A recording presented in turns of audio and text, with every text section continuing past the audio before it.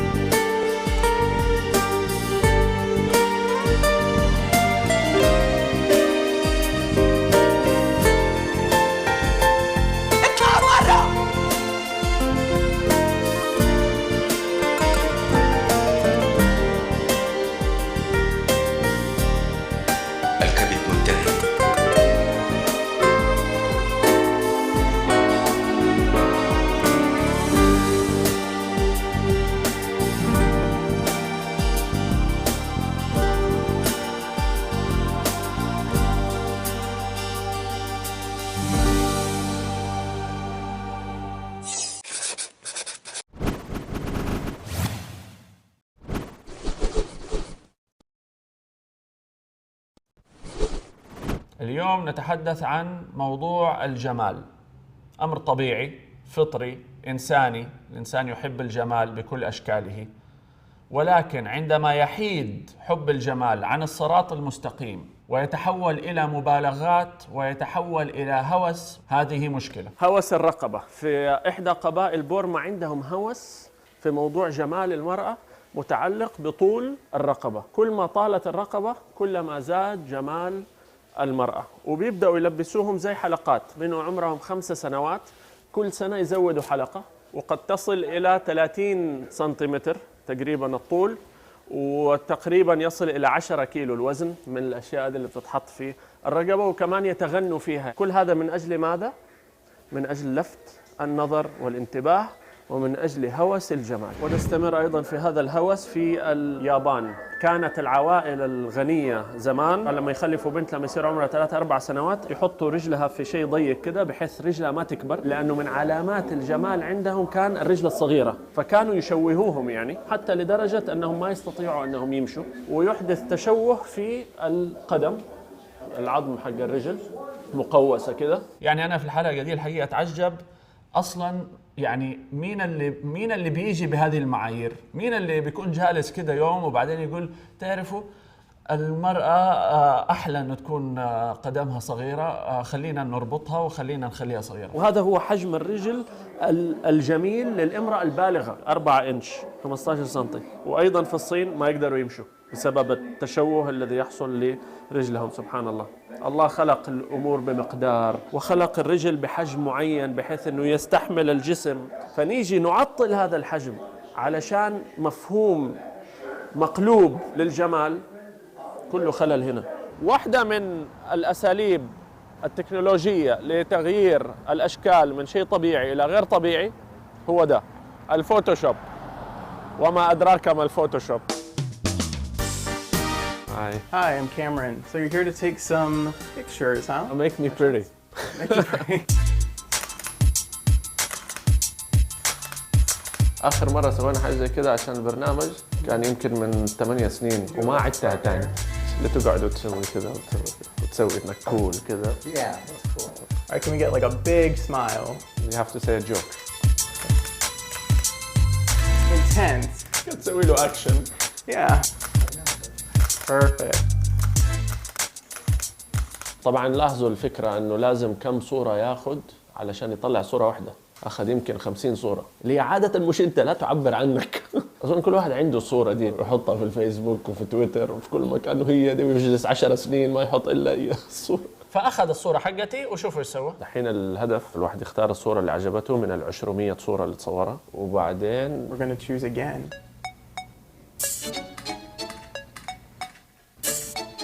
لقينا الصورة التي لا تعبر عني.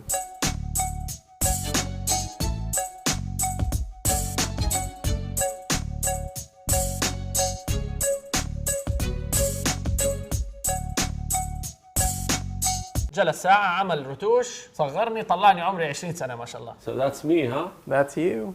And you took my nose out. طير خشمي. فنظرة الإسلام لموضوع الحسن المظهر مطلوبة، لذلك يروي أحد الصحابة يقول أتانا زائر، أتى الرسول صلى الله عليه وسلم زائر، فكان الرجل اللي جاء يزور الرسول شعثا قد تفرق شعره، يعني جاء ما هو مشط شعره، ما هو مضبط نفسه، فقال صلى الله عليه وسلم أما كان يجد هذا ما يسكن به شعره. هذا هي النظرة، اعتدال، ليس المطلوب أن الواحد يكون هامل لنفسه ولا يكون عنده هوس في هذا الجمال. It's all kind of about manipulation and not really, I guess, appreciating real beauty. It's not real at all. What's the percentage of retouching in the photos in magazines?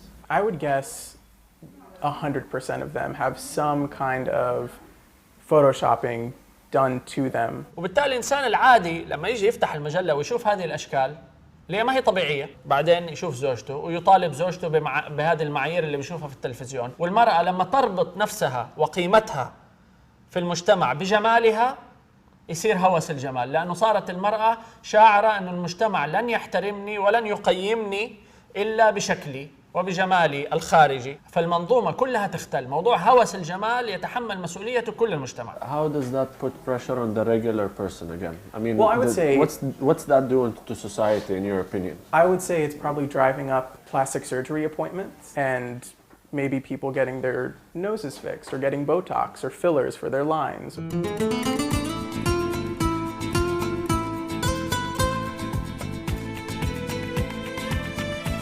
Hello there. Hi. I'm Dr. Stevens. Hi, Ahmed. Take a look at me and tell me how can I improve. Is there a particular actor or movie star or athlete or some public figure that you think looks attractive? سألني أنت مين تحب؟ يعني مين اللي بالنسبة لك يعتبر وسيم من الرجال؟ ليه؟ علشان يعرف إيش يسوي فيه، يسويني زيه. الآن المفروض إنه الدكتور هيقعد يحلل وجهي ويطلع لي 1000 عيب كمان لله. Okay, Ahmed, I want to introduce you to Dr. Macias, and I'm going to let Dr. Macias show you some of the things that this does. So we're going to play with your nose here, do some changes to your nose. So it puts these landmarks in here so we're able to do that. So that's how you are now. Now he's going to make it straight. And then we can raise your tip. You have a little of a plunging tip. We pull up on the skin envelope like that. It looks a little better. The side here, this is your nose, how it is today, and this is how we could change it to make you look a little different. We're going to build your chin up a little bit right now. So we're taking it out and also down. Now we're going to play with this. We like to have 1/3, 1/3, 1/3. المفروض أنه يكون وشك تلت وتلت وتلت، فلو في خلل في ده هو ليس خلل لأنه خلقة الله تنوع، فلو في خلل يقعدوا يلعبوا فيه. يقول لي أنت حقتك نازلة، أول مرة انتبه إنه حقتي نازلة، يعني هي نازلة يعني كده. عندي نقط بني. واحدة من أسباب هذا الهوس أيضا أنه الواحد فكرته عن نفسه عادة بتكون أسوأ من نظرة الناس لي، فيقوم بعمليات تجميل. سووا تجربة جميلة جدا الحقيقة، جابوا 6-7 نساء على غرفة وجابوا رسام وخلوا الرسام ما يشوف البنت، حطوا حاجز وخلوا البنت تصف نفسها للرسام، بعدين يجيب البنات التانيين اللي شافوها اللي كانوا جالسين معاها في مجلس قبل ما تبدأ التجربة وقال لهم صفوا لي هذه البنت، فصار عنده رسمتين، وصف البنت لنفسها ووصف المجتمع اللي يرى البنت للبنت، وبعدين جاب البنات ووراهم الرسمتين. تجد أنه دائما البنت قاعدة تصف نفسها بمنظر أسوأ بكثير مما يراه المجتمع، فترى رسمة المجتمع دائما أحلى من رسمة البنت. بعض الرسمات مثلا البنت مركزة محسبة أنه دائما باين الأسود تحت العين، تجد رسمة المجتمع ما فيها أسود تحت العين، تظهر أنه الناس ما هي منتبهة. كثير من الأمور اللي نلاحظها في نفسنا ولا حد داري عنها. ترو ستوري، قصة حقيقية صارت لزوجين، الزوج وسيم وتزوج واحدة جميلة. لما خلفوا الأولاد اتفاجأ أنه شكلهم يميل إلى القبح من الجمال، يعني هو جميل وهي جميلة. من فين طلعوا الأولاد دول؟ فقاضاها، اعتقد أنها خانته. فإيش كان دفاعها؟ ورته صورتها الحقيقية قبل عمليات التجميل، وطلعت صورتها الحقيقية أنه ما كانت جميلة أبدا يعني. فطلعوا الأولاد على شكل أمهم الحقيقي، فقاضاها برضو على الموضوع ده وأخذ أظن $100,000 ولا شيء. هذا التدليس تدليس. إذا إحنا عندنا في الإسلام لما في الخطبة ممنوع أنه حتى تحط شعر تغير من شكلك علشان الزوج لا يحسب شيء وبعدين يرى شيء آخر. مسكين يعني، هذا السلالة حقته خلاص ما في مانع هو، بس لو كان يعرف، بس يكون عنده الخيار، مو خيار فؤوس. والله شر البلية ما يضحك، كم ذا ببلد من المضحكات ولكنه ضحك كالبكا. خلاص كل واحد يرضى بما قسمه الله سبحانه وتعالى له، يعني ما حنغير الكون. الله سبحانه وتعالى لما يخلقك على خلقة معينة له حكمة. فضل بعضكم على بعض في الرزق، ففضل ناس برزق، فضل ناس بجمال، فضل ناس بقوة في الجسم، بطول، فضل ناس بشخصية جميلة ومرحة. سبحان الله، كل واحد عنده شيء. يعني الرضا بما قسمه الله لك نعمة تؤدي إلى السلام الداخلي. نظرة عامة على عمليات التجميل أو التزييف اللي حاصلة في العالم. تخيلوا أنه آخر 10 سنوات فقط عمليات التجميل زادت بنسبة 700%. 2011 15 مليون إنسان قام بعمليات تجميل. يوجد حول العالم 20,000 طبيب مصرحين لعمليات التجميل، فقط عمليات تجميل، ما نتكلم أطباء يعني للقلب والعمليات اللي فعلا يحتاجها الإنسان، فقط عمليات تجميل وشفط. أيضا تخيلوا أنه عام 2013 فقط تم صرف 40 بليون دولار على عمليات التجميل فقط. هذه الفلوس ممكن تعالج بلاوي أفريقيا كلها. كل أفريقيا ممكن نعالج مشكلة المياه ومشكلة الكهرباء والمجاعة اللي حاصلة بهذه المبالغ. وعمليات التجميل مهم نعرف أصلها أيضا. سبحان الله، لكل شيء سبب. عمليات التجميل لم تبدأ أصلا في العالم إلا بعد الحرب العالمية الأولى والثانية. آلاف وآلاف من الجنود رجعوا من الحرب إلى بلادهم مشوهين. يعني هذه بعض الأمثلة الحقيقية للناس. فهذا إنسان مثلا فمه هنا رايح، وهذا يحتاج عملية تجميل الأنف، مش مجرد والله إنه خشمك كبير تبغى تصغره ولا شوية عريض تبغى تنحفه، لا، قضية أساسية لا علاقة يعني خرجت عن المألوف وخرجت عن الطبيعي. هذا سليم، تشوه تبغى تصلحه تمام. المشكلة أنها تدريجيا تحولت من عمليات تصحيح تشوه إلى مجرد تصحيح كلاكيع. أبغى شفتي زي الممثلة الفلانية. هذه ما صارت تشوهات، هذه صارت تشوهات في الفكر. طيب وهنا كمان سبحان الله حاطين صور أفظع من الصور اللي هنا. يا ساتر، ما أظن الكاميرا تقدر توريكم، ولكن نوريكم الآن بعض التشوهات اللي حصلت لآلاف من الجنود في الحرب العالمية الأولى والثانية التي بدأت العلم في عمليات التجميل للوجوه. احنا عندنا حلقة كاملة على الموضوع الدين والقروض، وأنه الواحد يعيش على الدين، وأنه الناس أصبحت اليوم تستخدم الدين في ملذات وليس في ضروريات. من ضمن هذا تفاجأنا أنه في واحدة من البلاد العربية البنوك عندها قروض خاصة لعمليات تجميل. يعني الواحد يروح يقترض أو المرأة تروح تقترض علشان تسوي عملية تجميل، مو علشان تاكل، مو علشان فقر شديد، علشان تسوي عملية تجميل. والإعلانات يعني حتى المفهوم غلط. يعني إعلان مثلا كاتب شباب دائما إيش سره إنه عمليات تجميل. لا، أصلا مين قال إنه المفروض الواحد يكون شباب دائما؟ ليه ما عندنا تقبل لفكرة إنه الله سبحانه وتعالى سنة في الكون إنه الواحد بيكون شباب بعدين بيصير كهل بعدين يهرم، ومن نعمره ننكسه في الخلق. هذه طبيعة إلهية، سنة كونية أنزلها الله سبحانه وتعالى. ليه ما عندنا قبول لهذا الأمر؟ ما في أحلى من الواحد يعيش عمره 20 يعيش على أنه 20، وال60 يعيش على أنه 60.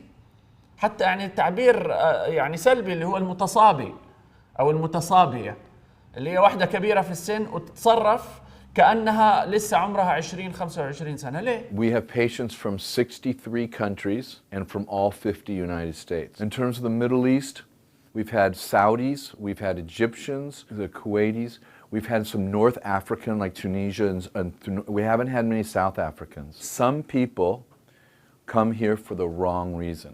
Another problem is a lot of people think that we can change their image and make their life better. We can't fix a bad marriage, and we can't give you your job back just because we make bigger breasts or make you more handsome. But when people come in here for the wrong reason, we don't do their surgery. حتى الغرب اليوم بدأوا يلاحظوا أنه هذا الهوس أمر سلبي ويؤثر على النفسية. في امرأة قررت تسوي اكسبيرمنت أو تجربة سمتها The Beauty Experiment، وألفت عليها كتاب سمته The Beauty Experiment، كتاب جميل. قررت أنه لمدة عام كامل ستتخلص تماما من كل مظاهر الجمال والميك اب اللي فيه هوس في الغرب. وسبحان الله قالت لم أجد في حياتي رضا وسلام داخلي وثقة كما وجدته خلال هذا العام. تقول شعرت أني تحررت من أسر رأي الناس فيه. لذلك أيضا قالت عبارة جميلة تقول البحث الدائم عن الجمال يعيقنا من الوصول إلى السعادة والثقة والصفاء. هذه خلاصة تجربتها، وكتاب جميل اقترح عليكم تشوفوه موجود في amazon.com اسمه The Beauty Experiment. نوع آخر من الهوس في الجمال، في إحدى البلاد عندهم الجمال أن المرأة تكون سمينة، كلما زادت سمنة المرأة كلما ازدادت جمالا في أعين رجال هذا المجتمع. فماذا يفعلوا؟ في عادة موجودة عند بعض الناس هناك أنهم يقوموا بما يسمى بالفورس فيدينج للبنات، غصب الأكل للبنات. البنت لازم تشرب 4 إلى 5 لتر حليب يوميا. ليه؟ تقول لها علشان تسمني، لو ما سمنتي ما في أحد حيتزوجك. معلش يعني على المناظر اللي حنوريها بس لأنه واقع وموجود إلى اليوم. تستغرب أنه في القرن ال21 وإلى اليوم موجودة هذه المناظر. يغصبوا البنت أنها تقعد تشرب حليب وبعدين ما تقدر تقعد تتقيأ الحليب، وبعدين حتلاحظوا حاطين عليها خشبة على رجلها وعلى يدها. ليه؟ علشان الأم تضغط على الخشبة فتتألم البنت فتنسى شعور القيء. وفي عدد كبير من البنات بتتكسر أصابع يدهم ورجلهم من العملية دي، الضغط الشديد تكسر اليد. كل ده علشان متعة رجال يروا أنه المرأة السمينة هي الجميلة. وأمريكا والغرب لم يكتفوا في غرس مفاهيم الجمال هذه عند المجتمعات الكبار، وسبحان الله يبدأوا فيها من الصغار. عندهم ملكات جمال مراحل، ملكة جمال من 0 لسنة، ومن سنة ل3 سنين، ومن 3 سنين ل5، ويتدرجوا إلى الكبار. So what's happening here? We're doing makeup and hair on Miss Peyton. How many competitions did she enter? Over 50, I would say. 50 مسابقة، شكلها زي المودلز الكبار. This is a special dress for... Her makeup robe, yes. So that's the hair thing, huh? This is all her hair. How old is she? 5. Why did you bring her? Everything today is promoted around beauty and around sex. No, my daughter, she ever thought about beauty and stuff like that until she saw the show and she's like, oh, I'm pretty, I could be a queen. And so that's what she told me. She's like, I want to be a queen. نفسي أتخانق معاهم أنا بس ماني عشان لا يطردونا، حنخلي الخناق لآخر شيء. الآن أول مسابقة اللي هي من 0 إلى 2.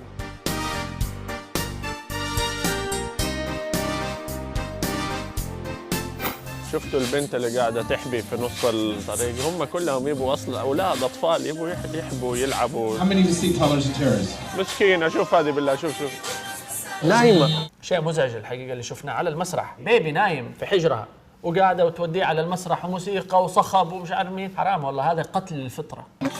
هذه اللي دخلت 50 مسابقة. Welcome, Mr. Steven. في أولاد كمان قاعدة تبكي على المسرح. هذا اسمه تعذيب الأطفال. سبحان الله، شوف البنت اللي دوبها كانت جوا قاعدة تبكي على المسرح لما تركت لما يفعله الأطفال اللي هو اللعب، مبسوطة. Arabella up to the stage. دحين توزيع She الجوائز. is our sweetheart queen. لسه نايمة. كل الأصوات دي ما We're صحتها. gonna go ahead and ask you to exit as we عشان الواحد يكون منصف، مش كل الامريكان معاه، في امريكان معارضين له، ومن ضمنهم الاستاذ اندرو اللي ما يبغى يطلع في التلفزيون. he doesn't want to appear on camera، ولكنه يعني مستاء جدا من اللي شافه هناك. في فرق بين انه تهتم بجسمك انه يكون صحي، وهذا من حقك، وهذا ستثاب عليه اصلا. والرسول صلى الله عليه وسلم كان معاه دائما المكحله والمشط والمسك والمسواك دائما في حله وترحاله. ليه؟ لأنه إحنا ما عندنا في الإسلام، وهذا مفهوم مهم جدا في الحلقة، ما عندنا في الإسلام مفهوم إنه أنت كلما تدينت كلما ازددت سوءا في الشكل، وكلما أهملت نفسك، وكلما خلاص لأنه يعني أنت متدين فأنت شعرك مشعتر ومو مهتم، إنه هذا من الزهد. ما عندنا هذا المفهوم في الإسلام. نهتم بتحسين المظهر في حدود عدم تغيير الخلقة. الله سبحانه وتعالى يقول: ما أنزلنا عليك القرآن لتشقى، الصراط المستقيم هو لسعادة البشر وليس لشقائهم.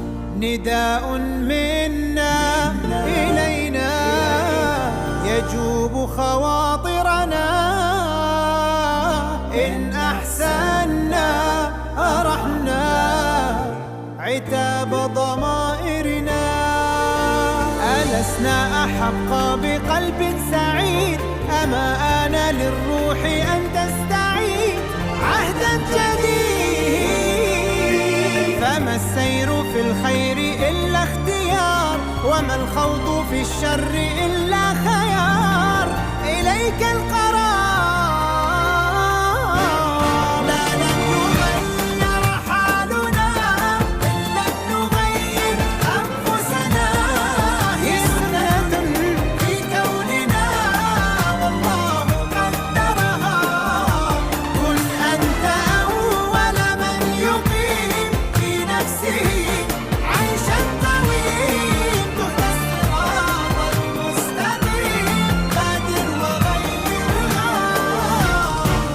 ستمضي قريبا بأمر القدر، وتغدو رفاتا ويبقى الآثار.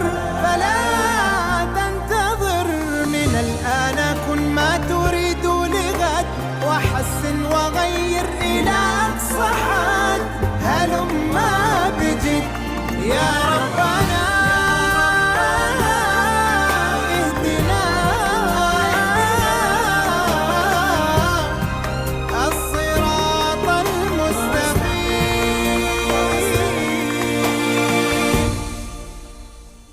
خواطر 10